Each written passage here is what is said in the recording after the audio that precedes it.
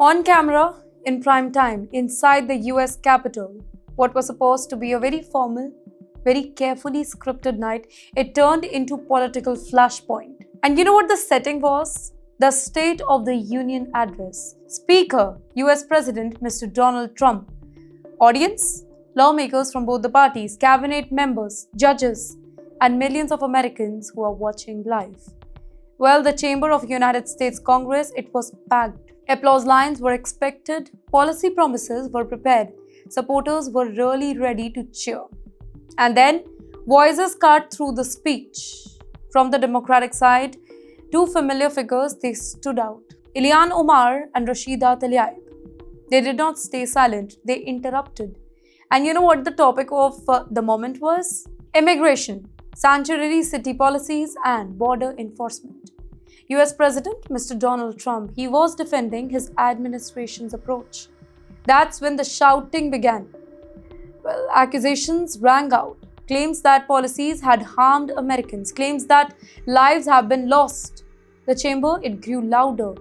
Gasps, boos, shouts from both sides. Supporters of Mr. Trump, they pushed back verbally. Democrats signaled our agreement with the interruption. Now, for a moment, the carefully choreographed address, it totally lost control. This was not just a disagreement.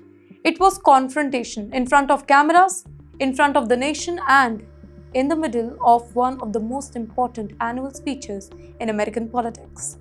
Well, the State of the Union is usually about optics, unity shots, standing ovations, in fact, moments crafted for history books. But this moment, it was raw. It exposed how deep the divide runs on immigration. Security does not intervene dramatically. The speech eventually continued, but the interruption changed the tone here. It reminded the viewers that immigration remains one of the most explosive issues in American politics today. And it showed how even a formal address, it can become a battleground. Supporters of Mr. Trump saw it as disrespect. Critics saw it as protest. Either way, one thing is clear here.